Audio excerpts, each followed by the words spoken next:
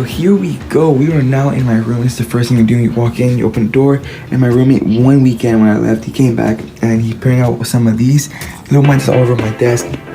There's some here, there's some everywhere, there's some everywhere you can think of. There's some on my wall. Anyways, let's get right into it. So pretty much you walk in, there's a door, here's the towel racks. So you walk in and we have the TV. Now this TV isn't ours, we stole it from our roommates. Our neighbors don't tell them. Obviously they know, but we just kind of stole it. We kind of, manifest this tonight. But it's all good. Laundry, you only see that, and a bunch of clothes we have. Amazon Prime for students comes in clutch when you're Amazon Berkeley student.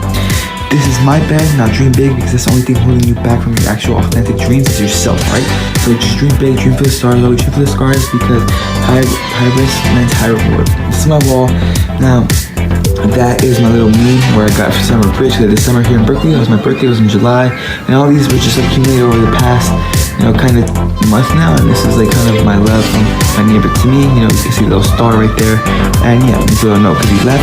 So now here is my, what do you call this, dresser? So there's a bunch of clothes in there. You don't see that.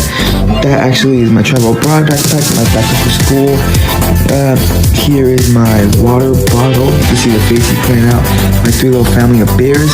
My Apple charging, and I never use that, but that's really going to take a nap. I just woke up from a nap, if you guys can't tell. But yeah, there it is. His side of the room, I don't really want to show him. He's not here right now, which is really why I'm really kind of about my lonesome, but he's driving out Orange County. Our little view that we don't have looks like a forest out here on the bottom floor of the first building. Here's his side, his little bear family, his little stuff. His desk is really empty, I can show you that. Our closets are really funny. It's just his stuff right there, his printer, which we use as recycling that we never use, his dresser, and we come over here and we have my desk, which is right by the door, right by the TV room. First started, so I just took a nap. I usually use this desk just to play, honestly, PS4, and I hardly do work on it because I can never do it. Being honest, I clean it for the video, but it's really clean, and usually it's really clean. Usually I'm a clean person. So, hope you guys with this residence hall. As you guys said in the beginning, it's a pretty good hall, and I live in a theme house, Hispanic theme house, and we're all Hispanic, and I'm right. So, hope you guys enjoyed.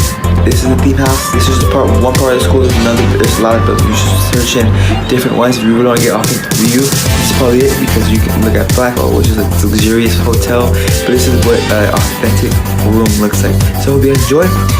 There's the door. I'll leave you guys out. As you can see the door handle. See you then.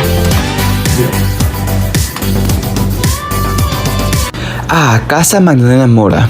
It's a theme house residing in Beverly Clearly's room 1, the first floor, and it's a hidden gem in UC Berkeley because it's a community that builds family.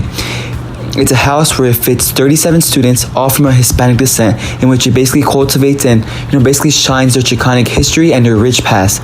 It's very vital to understand its implications because these 40 students live in one floor and they're bound, they're kind of forced to, in a sense, to cooperate and converse, to talk about the future, talk about their nuances of being Hispanic and growing up in a low-income community, because most times not, if you see a correlation, if you're a minority, you're probably broke or poor or really low income. So we all share a lot in common, and I've, gratefully have been a part of Casa Magdalena Mora and have really grown and thrived based on its implications. And just, it's a hidden gem in Berkeley because it will bring people together and it will form a society that's greater than anyone else can see.